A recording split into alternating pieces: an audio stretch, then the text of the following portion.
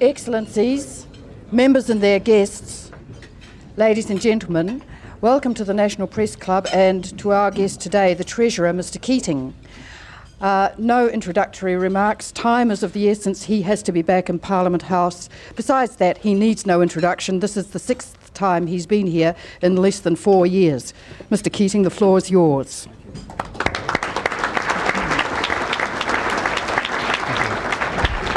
Well, thank you very much, Gay. Madam President, members of the Press Club Executive, distinguished guests, thank you once again for this opportunity to address you and the members of the National Press Club following my statement to Parliament last night. By now, all of you will be thoroughly familiar with the salient features of that statement. A contribution of more than $4 billion towards reducing the 1987-88 prospective budget deficit, involving more than $1,600 million of cuts to direct recurrent Commonwealth outlays, an additional $1,000 million off Commonwealth outlays to the states.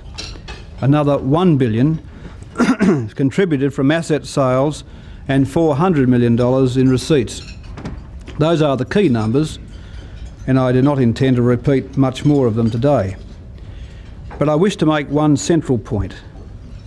Leaving aside for the moment the asset sales I announced last night, the May statement makes an ongoing contribution of more than $3,000 million to cutting the prospective budget deficit for 1987-88. Obviously, that is a very significant achievement on its own. Excuse me. But equally importantly, the decisions I announced last night make an even greater contribution to cutting the prospective budget deficit in 1988-89. That is, the combination of the recurrent spending and revenue decisions is to cut the prospective budget deficit of the financial year after next by more than $3,300 million. In other words, yesterday's savings are not only ongoing, they are also structural. They make a permanent and growing contribution towards reducing public sector debt in Australia. In this way, the economic statement of May 1987 makes an even more fundamental contribution towards correcting Australia's external imbalance. As I said last night, the whole point of this exercise is to stimulate investment in Australia in new export and import competing industries. The public sector must give way to the externally traded goods sector in order that we might overcome our trade problem. Already this has been happening. As you are probably aware, the externally traded goods sector of the economy has provided all of the economic growth that has occurred in the past 9 months. In contrast, as it should be for an economy in Australia's current circumstances, domestic consumption has actually declined somewhat. For the future, last night's statement will give even more force to the welcome developments in our export and import competing sectors. Madam President, a second point I wish to make to the Club today is about the quality of the information that we made public last night. Those of you who have read the published document will be aware that we include in it a reconciliation table which provides you with information as to the forward estimates of budget spending published late last year.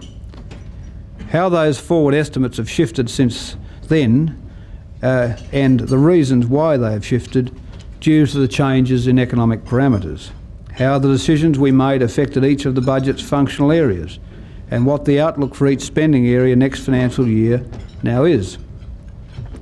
I note there has been some commentary that the economic assumptions published in this table imply a more gloomy outlook than the government had previously foreshadowed. Well, this is simply not the case. There is nothing in the economic picture implied by those assumptions which the government has not already described in material made public through the Economic Planning Advisory Council and other forums. Broadly, we expect growth to strengthen next year. Both the trade deficit and inflation will track down, and, as in the past 12 months, unemployment should remain broadly stable. These are all very positive outcomes for a nation facing such adverse trading circumstances as is Australia. In particular, even during these difficult times, we've recorded employment growth of 140,000 since last year's budget was presented. In fact, under this government, employment growth has averaged 3% a year, compared with the OECD average of 1.25%. A notable achievement, proving a lie to the predictions a year ago of the doom and gloom merchants. Madam President, the provision of this sort of reconciliation statement at this stage of the budget process is unparalleled in the world. We are being open and forthright about what we've done and are happy to be so. However, none of this information was provided when the current Leader of the Opposition, Mr Howard, was Treasurer. We have been the first government ever to publish the forward estimates and to accept the discipline that imposes upon us, just as we've been the first government to accept the discipline of floating the dollar. Sure, in Mr Howard's time, he undertook what purported to be savings exercises, but like the infamous Liberal razor gang, which produced a bottom line for public consumption of $500 million, but generated only half that in actual savings, there was no basis for comparing the announced savings. Mr Howard was never prepared to accept the disciplines that we have. However, now that we have willingly accepted them, by their very nature, they are also imposed on him. And that brings me to my third point, the Leader of the Opposition's response tonight. Mr Howard has always been happy enough to set so-called tests for us. More recently, of course, he's found plenty of other people setting tests for him. Sir Joe Zelke-Peterson, for instance, Andrew Peacock, Ian McPhee, John Elliott, Andrew Hay. The list seems to go on and on. Well, today I'll add my name. Just as I provided you last night with some hard, forthright data against which to assess my statement, I shall now give you the criteria against which you should assess Mr Howard's. The first question he has to answer is, does he endorse the decisions we made last night? Does he accept the $4 billion contribution we've made towards cutting the 87-88 prospective budget deficit and the $3 billion contribution we've made to cutting the recurrent deficit? The point being, for each dollar he's not prepared to endorse from last night's measures, he has to find a dollar from somewhere else if his fiscal policy is to have even the beginnings of any credibility. Most of all, he has to tell you, does he endorse the decisions to means test family allowances? Already I've noticed he seems to have a foot in both camps on this issue. So that's the first figure to get out of him. How much of last night's statement is he going to squib? Second, to test Mr Howard's credibility, you must establish what his starting point deficit would be. Mr Howard has on the record an awful lot of promises costing a great deal of money. Even aside from all of his other commitments, he constantly claims he will unwind a large part of the tax reforms of 1985.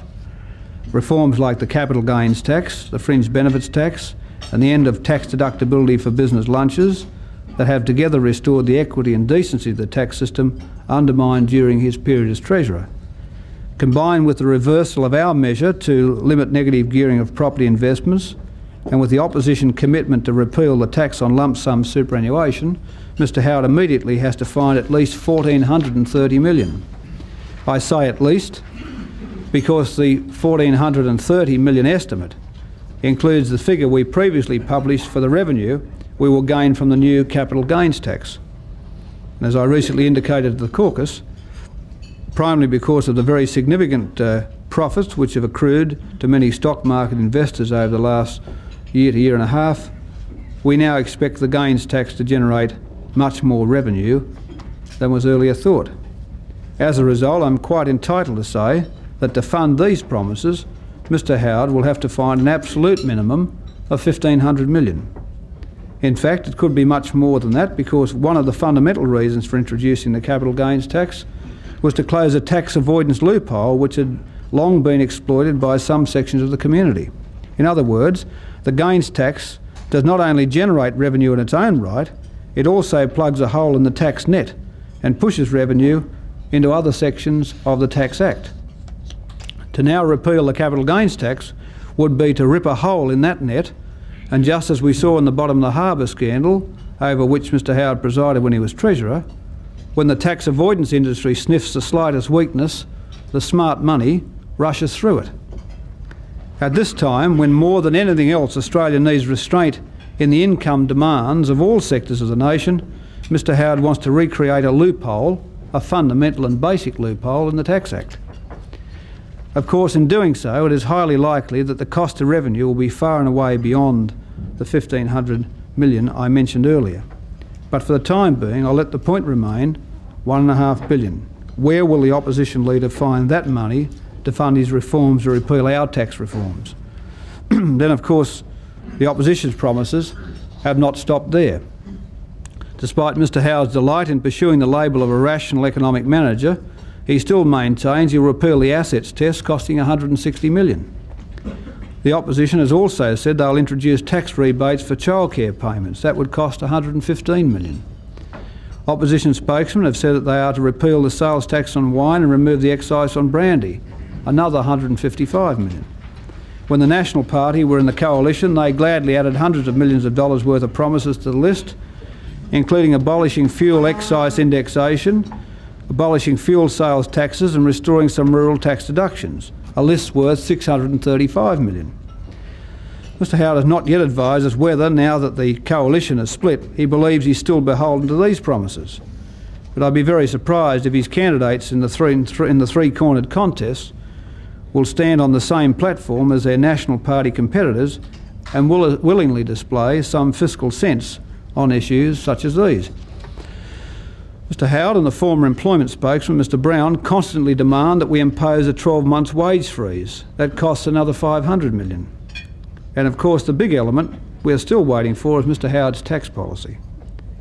He likes to pretend that the only thing holding up its release is a shrewd judgment by him as to when the most opportune time will be, as to when he will best be able to seize the political initiative with it and ride into the lodge. It is as if he has his tax policy nicely bound sitting in front of him on the desk. Each day he picks it up and looks at it and says to himself, should I do it today, or is this the best moment? And then he decides, no, not just yet. I'll get more impact. I'll make an even bigger splash next week or the week after that. Of course, as we all know on this issue, Mr Howard is more akin to the naughty schoolboy who has not done his homework. He sits at the desk at the back of the classroom, looking down, hoping the teacher won't ask him a question, because the truth is Mr Howard does not have a tax policy. The coalition struggles of the last 3 to 4 months, above all else, left Mr Howard naked, without a tax policy. For it was a tax policy that was to be the centrepiece of John Howard's prime ministerial ambitions. He's failed to secure from the Conservative side of politics what he regarded as the primary prerequisite to take him into power. It is a fundamental and absolute failure on his part. More than anything, it illustrates not only why he will not be Prime Minister, it illustrates why he should not be Prime Minister. Surely Australia at this point in its economic history that fiscal hijinks of the variety that Mr Howard has in mind is an indulgence that the country can neither contemplate nor afford. So the next question is, what will John Howard do tonight? Will he finally take this excellent opportunity, a national television audience, extensive media interest, the demands of his leadership rivals to release the long-awaited policy? Well, let us see. We'll see also what it costs. Will it incorporate big personal income tax cuts along the lines recently advocated by his former tax spokesman, Senator Mesner, costed at a mere $6,650 million? Or will the opposition leader go all the way with Sir Joe and endorse an $8 billion flat tax? And what about corporate tax concessions aligned to the company rate, with a new lower personal tax rate costed at more than $2,000 million? The bottom line is that Mr Howard has on the record commitments and promises costed at over $14.7 billion. He used to claim he would offset at least a proportion of some of this with a consumption tax. But that, of course, has gone by the board. It was torpedoed by Joe. The more recent indications we have had from the opposition camp are that they would seek to undertake some form of broadening of the existing wholesale sales tax base. But the government investigated extension of this base to services and found it to be a lemon. I made a specific announcement at the time to that effect. So he's left with more than $14.5 billion to find, even before he goes about implementing his other brave commitment to completely remove the existing budget deficit of about $3.5 billion.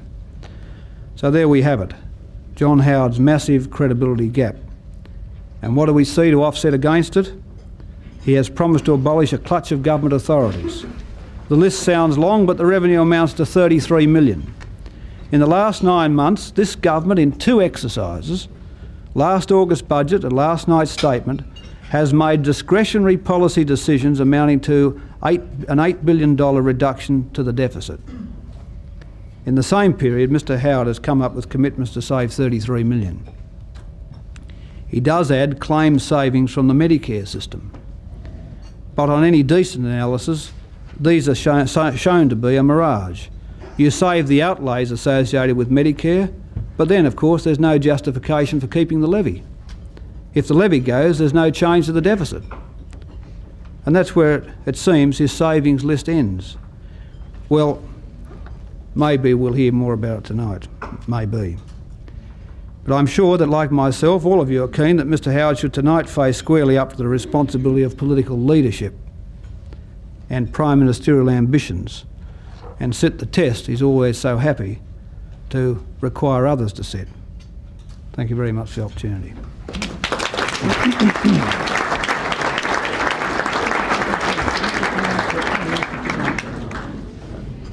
Thank you, Mr Keating. And before I call upon media members to ask their questions, I'll remind them to state their name and that of their organisation clearly.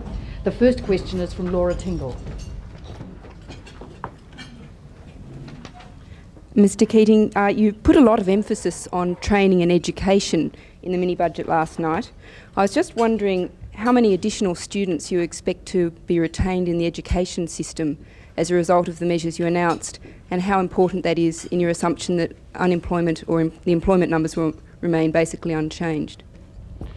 Well, I can't be precise as to the number, Laura, but I did indicate in the speech last night that we have lifted the retention rate already in secondary schools from 36 to 50%, which is a very large change.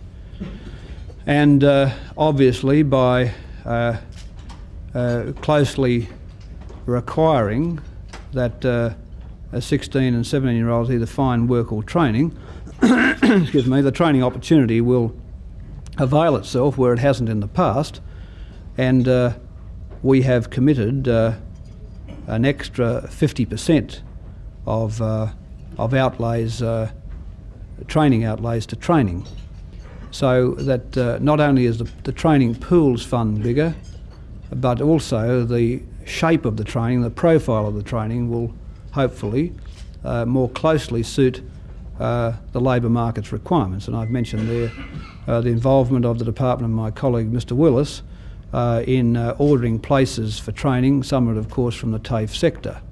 Now that will have some effect upon the UB numbers, the unemployment numbers, obviously, but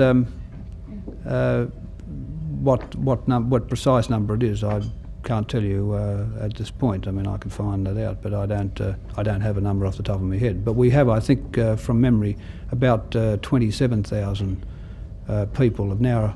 The retention rate is worth about a further 27,000 to the numbers. Nikki Sava. Nikki Sava from the Melbourne Sun, Mr Keating. There have been suggestions recently of a possible compromise on the 75% rule for television ownership. Are you prepared to accept any compromise on this? And what do you think the Liberals have done to their standing in the business community with their media policy? Well, no, the government's policy is clear. This is a matter you might more appropriately address to Mr Duffy, but I can just say perhaps a couple of things about it. And the first thing I think to say about it is that this country has 16 million people. Already we have 3 private networks and 1 public network. We have 4. Even if under aggregation the country is networked broadly under 3 main networks, that is 100% per network, 3 networks, 300% of audience reach, even if participants got to the 75%, you could have 4 commercial groupings with 75% of audience access within the current arrangement, plus the ABC. So if you like, 3 networks plus the ABC, 4 proprietorial groups with up to 75% audience reach plus the ABC, and and if happens, what will probably happen, that some of those groups don't get anything like 75%, and we've got a number of them with lower numbers, you'll have substantial media ownership, diverse media ownership within the television industry. And this seems to have been overlooked by the opposition. And the fact of the matter is that Mr Howard said he would take charge of this area of policy when Mr Duffy announced his statement last November. And he's had, 4 or 5 months in the meantime to think his position through. And it seems now John Howard, who couldn't get anything past Malcolm Fraser, can't get anything past Chris Puplik and Mr McPhee. Mr Howard is the greatest non-deliverer in federal politics, and he can't even deliver a rational media policy, or he can't even deliver his party in support of a rational media policy. Let's say 2 things about the 2-station rule. The 2-station rule was a joke, and when the satellite was put into orbit to provide 3 networks to all people, regardless whether they live in the cities or regional areas, and a couple of extra television stations in this particular place wouldn't do any harm. As you all sadly know, then of course the 2-station rule had to go. Well, what do you replace it with? 3-station rule? The 4-station rule? The 5-station rule? I mean, what the government did was say, look, let's open the access to television up. Let's get away from these silly 2-station rules. If you happen to, if your father happened to be Frank Packer, you got 43% of audience reach.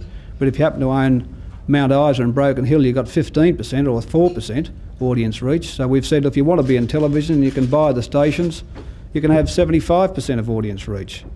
And in that sense, we deregulated the market. Now, I thought John Howard was interested in deregulation, but apparently he's not. What he's interested in is another network, which is essentially, as Mr Duffy said so eloquently yesterday, send the existing networks essentially to the financial wall. Now, it's not good policy. We've watched countries like Britain with a much larger population than Australia with less networking than we have here already.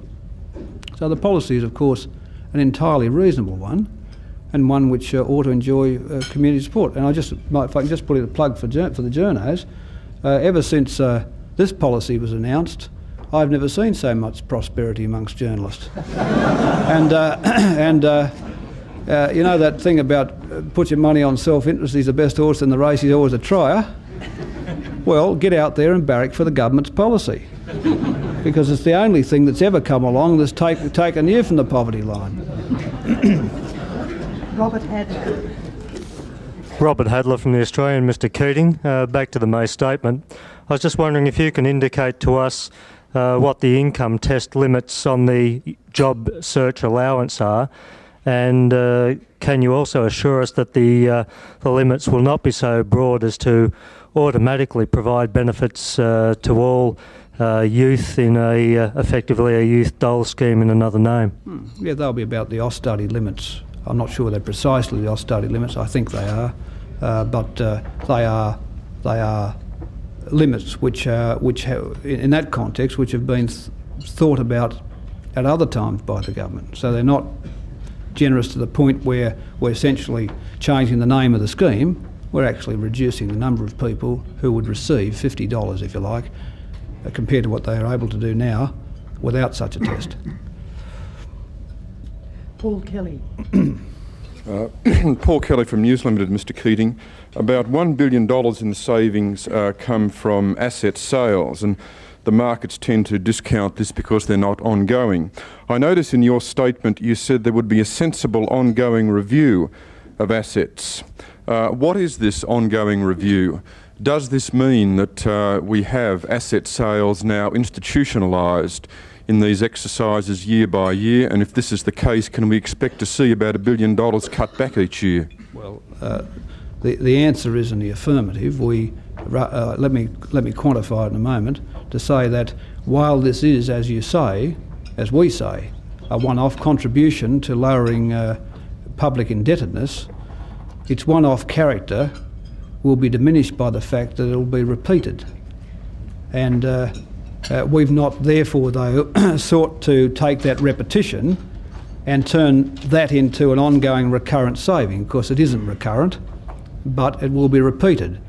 Whether it will be repeated to the tune of $1 billion is for the Cabinet and to discuss over the next 12 months. But there is no doubt that the Commonwealth has many assets that it is either underutilised or poorly managed, and are better turned to the private sector. Not only does it retire debt or reduce our future indebtedness and take that public debt interest cost off the budget and further capital subventions to these organisations or assets, but it means that they are actually better employed outside. There are many of them, and I should imagine that the review we started last year and have enhanced this year will keep going into next year and beyond. So if you look at it from the market's point of view, they may say, yes, well, $3 billion recurrent, that's very good.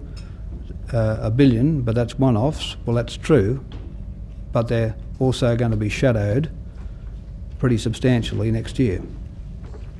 Michelle Grattan. Michelle Grattan of The Age. Mr Keating, in the 1984 election campaign, we heard a good deal of the trilogy of economic promises on the deficit, spending and taxation. We haven't heard so much in recent times, and of course the trilogy was partly broken last budget. But where do you stand in relation to those trilogy commitments for the coming budget? Well, the trilogy was articulated in the course of the 84 campaign for those people who are funding Australia's deficits and current accounts for business and for anyone else interested in fiscal policy to see what the shape of it would be, whether there would be any constraints or rules governing it. And that was the point. It was a very broad guideline to indicate that the government would be bringing the deficits down other than by resort to taxation. And we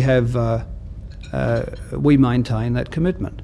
Now, to the extent that it is virtually an impossibility to forecast revenue changes in the budget and then have that forecast be entirely realised by the 30th of June of the following year, we need to look at the outcomes of the trilogy, of the receipts to GDP, which is the critical leg of the trilogy, and we have budgeted on keeping the receipts to GDP ratio within the trilogy commitment. Now, I was asked at other places whether I would recommend that we repeat the trilogy commitment in another parliament. Well, the answer is I wouldn't, because I think it was an important thing to indicate to markets and others that only after 2 years of a Labor government, the first 2 years, when we had done many things which markets would not have expected of us, that they were not certain how the government would perform in its second parliament, and we gave them that guide. Now, our track record by now ought to be such that we don't need any such constraining formulae, because to do so simply removes from the Cabinet the flexibility which I think the Cabinet ought to have. And that's why I don't think we would repeat it, but it's here for this Parliament, as the Prime Minister said. Heather Hewitt. Heather Hewitt, ABC. Mr Keating, the Prime Minister this morning appears to have softened his rhetoric on the possibility of an early election. Do you see merit in an early election, or at least in reviving the option? And if so, for what reasons? No, I don't. Well, I don't draw the same conclusion from what he said. I think The Prime Minister's made it quite clear that he regards the time for an election as being the sort of normal time frame, which would be at the end of this year, maybe next. And I don't quibble with that at all. This statement has been about changing the basic economic position, changing the economic parameters. And we haven't sat there for 2.5 months with all of that work to have that work regarded as some sort of an attempt for an election. It's been a serious endeavour, the most exhaustive review of outlays by a government, particularly with my colleagues in the Expenditure Review Committee, Senator Walsh and the others, to adjust this country to its diminished external circumstances. That's the priority. The macroeconomy is the priority, and elections will come in their time. Mike Stickety. Mike Stickety, Sydney Morning Herald. To what extent did you consider in the May statement cuts such as the dependent spouse rebate and superannuation concessions, and why did you reject them? We considered the DSR, we never considered superannuation. The reason we didn't tax the DSR or do anything else with it or take it away is because to have done so would have been simply to have lifted the tax liabilities for taxpayers with dependents. There's no more or less virtue than that. And for many people it would have meant that their tax cut was just diminished almost wholly after July by a change to the dependent spouse rebate. And I might also add the DSR has been a very useful anti-income splitting device. It's one of the things which dissuades people from splitting their incomes by seeking devices to split their incomes. So on that score, and the score that it would have been unambiguously a tax increase for taxpayers with dependents, therefore being without merit, we wiped it off the option slate. As far as superannuation goes, superannuation's a very, the superannuation, the government looked at superannuation in 1983. We made, substantial reforms to the system then by taxing lump sums. We have since, with the government's policy from Accord Mark II of providing occupational superannuation to the whole workforce, decided that superannuation payments should be vested and preserved, therefore thus complying with the spirit of the whole superannuation provisions in the first place. And therefore we had no cause to be reviewing them. Ian Davis. Oh, sorry, Robin Uglow. Robin Uglow from Capital 7, Mr Keating. The finance statement from Peter Walsh last night revealed a blowout of about $43 million in the cost of pharmaceutical services. It was explained as a higher than expected increase in prescription volumes following changes in the last year's budget, and also a payment to pharmacists for unprocessed prescriptions. There have been changes made to the administration of the scheme, but do you think perhaps the safety net was set at too high a level or too low a level, and there may need to be changes to the scheme? Well, I don't know enough about the operation of the scheme closely. I'm not closely associated with that part of Mr Blewett's portfolio, and I wouldn't want to make a judgment about that, except just to make the obvious points that the pharmaceutical schemes was being abused, particularly for analgesics and things, and the government took the steps of taking some of those prescription drugs out of the system, which was an enormous cost to the system because most of them they can be bought over the counter, but most of them came with prescriptions, which was a cost of Medicare. And there was also a pharmaceutical, a chemist's charge, if you like, on the discharge of the prescription. So they're gone, and the safety net is there, which I think is an advance in the way in which the system works, and plus the changes we've articulated yesterday. But as to where the scheme will settle down, you really should talk to Dr Blewett about that, I think.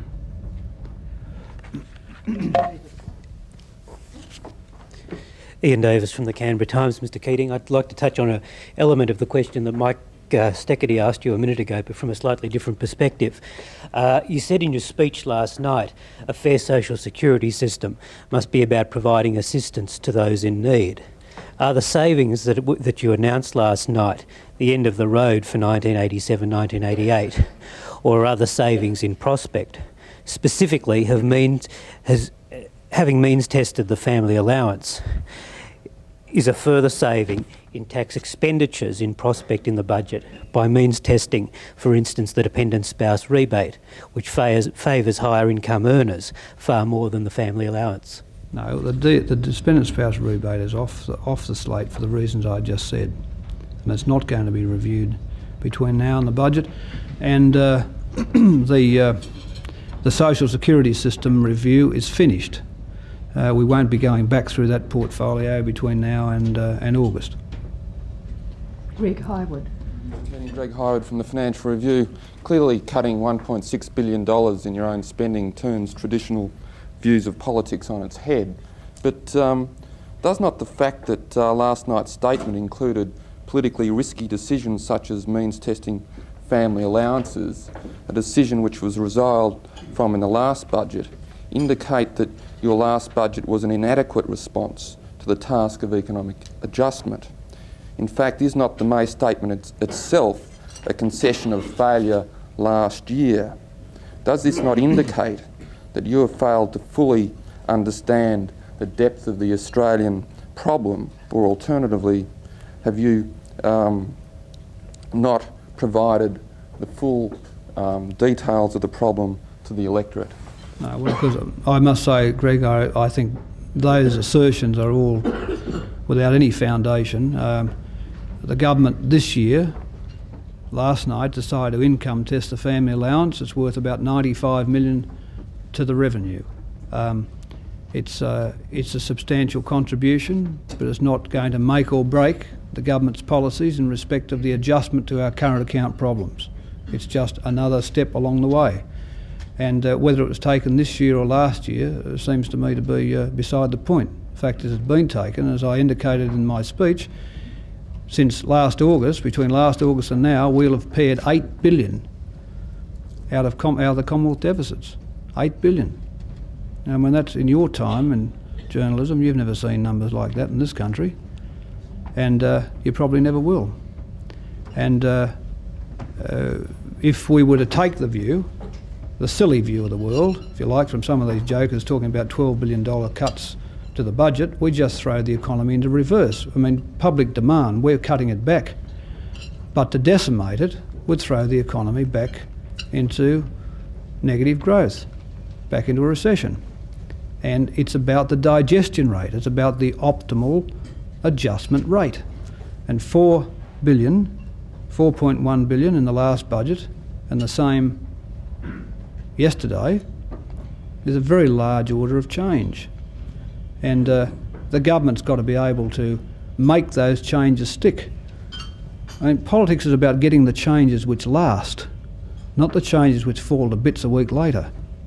And if we want to bundle all this into one budget or one change, not consider the ramifications, not look through it all, not spend the time that requires to make these social changes, or getting the public educated to the change so the change is better accepted, then we would be doing less than we ought to be doing about effectively changing the nature and structure of public outlays. So as far as I'm concerned, I regard what we have done on both occasions as most ambitious efforts, most ambitious. And of course the strength of them is that they're still sitting in the numbers. I mean, no one's doubting the veracity of the 1986-87 outlays numbers. No one should doubt the veracity of the recurrent changes we announced last night. They're there in the reconciliation tables for all to see. And they're not reconciliation tables put together in my office. They're put together in the Departments of the Treasury and the Department of Finance. I mean, this government sits with the tyranny of the numbers. And whatever they might happen to be, whatever residual numbers drop out of finance and the Treasury, that's what we live with. We're not out there tricking up assumptions, trying to confect numbers. I mean, these are the hard changes. And, this has not happened in Australian fiscal policy. I mean, this country is rapidly but sympathetically adjusting Australia's fiscal policies to its current account difficulties, and I think doing it not only effectively but fairly. Michael Stutchbury. Michael Stutchbury, Financial Review. Mr. Keating, just talking about policies sticking or falling apart. Talking about policies sticking or falling apart. Yes. Your government's had a touch of bad luck on export prices over the last few years, but you may have been fortuitous with the falling interest rates of the past month, being due mainly to Japanese hot money pouring out of the US into Australia.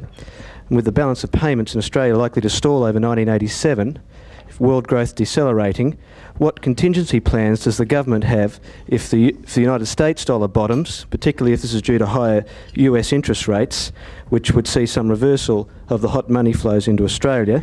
Does the government assume that the large fiscal imbalance in the US means that the US dollar will continue to depreciate? And as a secondary question, I'd like to know what absolute dollar amounts you're putting on the bottom line budget deficit numbers for 86, 87 and 87, 88. Oh God, I can't even remember all those. But I think, what are you going to do, put me on a retainer?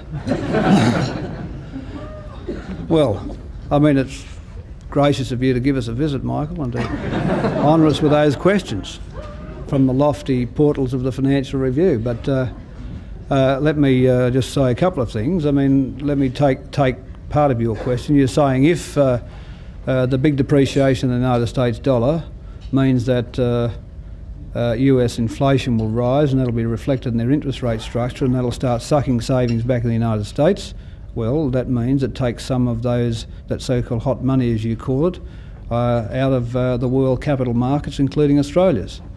And therefore, that should rub away any buoyancy, which as you indicate in your own assessment, any buoyancy to our exchange rate. And therefore, I should imagine, that makes us just that much more competitive. And if the world's just a bit slower, well, we're just a bit more competitive in that slower world. And that seems to be all pretty sensible to me. One of the things that you said was that we've sort of fortuitously picked up these capital flows. Not fortuitously, because people are now prepared to invest here because of the structural changes taking place. I mean, do you think without the last budget or the wage changes we'd see a sniff of that so-called hot money? I doubt it. So in a sense you make your own fortune. But whatever fortune that may happen to be, what we want here is capital which is bedded down here. We want capital which is here in productive plant and equipment. We want capital going into businesses. That's what we're looking for. We're getting the parameters adjusted to attract the long-term capital, as well as the short-term portfolio stuff and the cash stuff which comes and goes. But we've never accepted any rosy view of the world in looking at the terms of trade or activity. And there is nothing happening at the moment, I think, which will shift us from our forecast, which is for a pickup in activity in Australia in the coming financial year. Last question, Ken Randall. Ken Randall, Treasurer from Business Review Weekly. I wonder whether you'd agree that what you have done in the last couple of years, particularly in the last couple of years, now starts to focus rather more attention than ever on wages policy, both the working out of the last decision and policy beyond that. I wonder what you see as some of the essential trade-offs in terms of particularly work practices in the public service in the working out of the last decision, and how you see the pressures on the trade union, the leadership of the trade union movement, in holding the line even further than they have so far. Well, Ken, we were quite specific last night in the speech saying that we will exact from the public service area productivity increases at least commensurate with those with any salary rise. Now, in saying that, that's obviously underlining and supporting the principle which the Commission had as an integral part of its decision in the last wage case. Now, we now have a two-tiered wage structure, which is allowing that flexibility. Those wages to rise in nominal terms against, other than reflecting in higher costs, but allowing cost offsets through higher productivity. I think the system's working properly. I think business is taking the changes seriously. I think the unions are. I think companies are trying to recover the productivity improvements which are available to them. I think they are accepting the spirit of the Commission's decision and the ACTU's willingness to see work practice and workplace changes undertaken so that higher productivity is there to meet any costs associated with increased wage settlements. Now, that's not to say that one should not keep working at the system to keep it working to its optimum. I think we should, and I think all the parties, the unions, the government, business generally, ought to be vigilant about making the second tier, continuing to make the second tier work. But I think it is. I'm happy with the progress to date. But we were just simply saying, as an employer ourselves, in respect of the public sector, we'll be following those principles through to the letter. Thank you.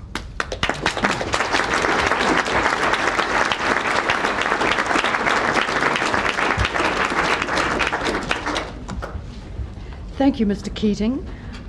Time is getting on. I won't hold you for 1 minute longer than to say I'm not going to offer you a tie on this occasion. I think we've just about run out anyway, but there will be a new version of the Press Club tie to remind you of the occasion next time you're here. Yeah, thank you. Thank you. Thank you very much. Thank you for coming.